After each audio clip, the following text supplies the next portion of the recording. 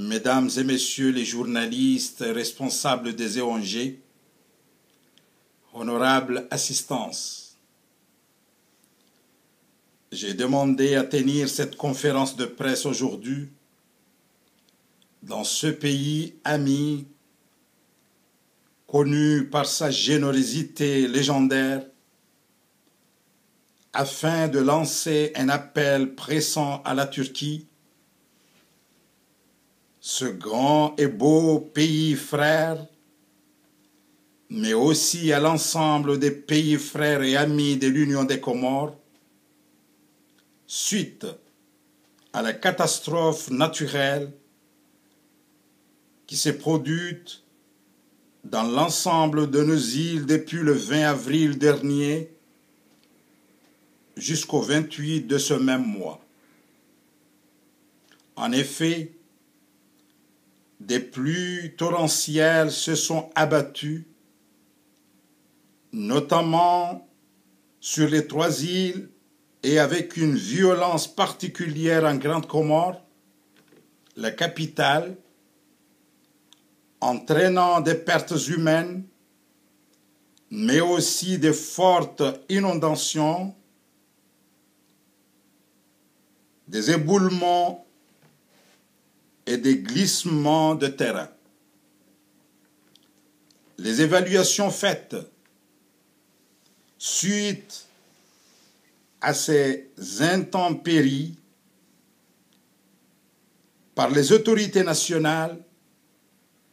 en étroite collaboration avec le système des Nations Unies, le Croissant-Rouge comorien et d'autres partenaires ont révélé que 57 323 personnes ont été affectées par cette catastrophe, dont plus de 4 000 familles déplacées et logées dans des familles d'accueil. Les infrastructures routières, sanitaires, éducatives, de distribution d'électricité et d'adduction d'eau ont été détruites, laissant la population sans électricité et sans eau potable, avec le risque d'une résurgence des maladies hydriques. 1808 maisons ont été détruites ou endommagées. Des milliers d'hommes, mais aussi et surtout des femmes et d'enfants, vivent dans une très grande précarité. Ils ont perdu leurs biens du jour au lendemain, car, en effet, des cultures et des cheptels qui permettaient à ces familles d'assurer leur subsistance quotidienne ont été emportés par les eaux. Ainsi, il s'avère plus qu'urgent pour le pays de pouvoir fournir de la nourriture aux sinistrés,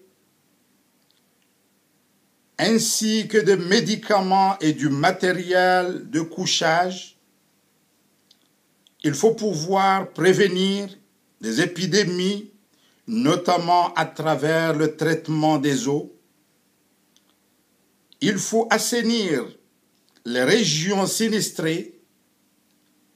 garantir un approvisionnement régulier en eau potable, assurer la continuité de l'enseignement des enfants et rétablir la circulation à travers la réparation des ouvrages détruits. À ce jour, certains pays amis ont apporté une assistance d'urgence, notamment des tablettes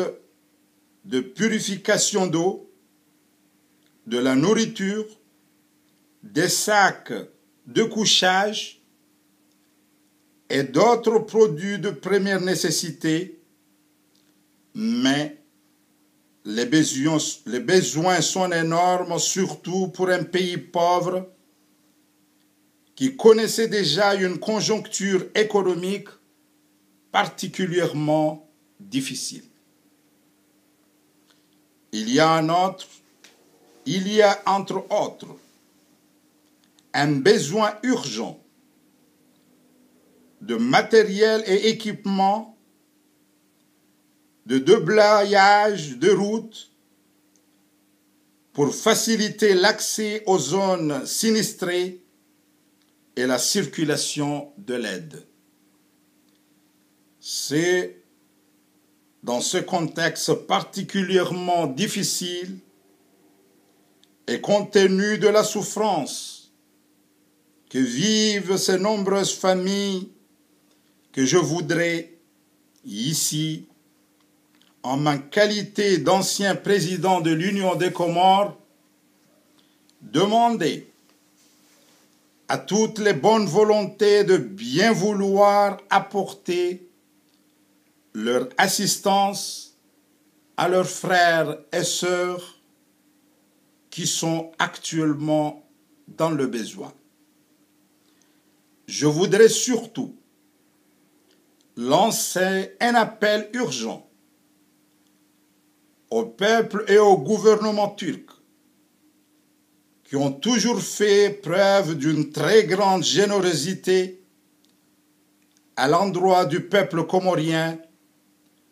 de nous venir en aide dans ces moments difficiles de l'histoire de notre pays. Je reste confiant que les liens d'amitié, de fraternité qui unissent la Oumma islamique permettront à tous ceux qui entendront cet appel d'apporter d'urgence leur assistance à notre pays,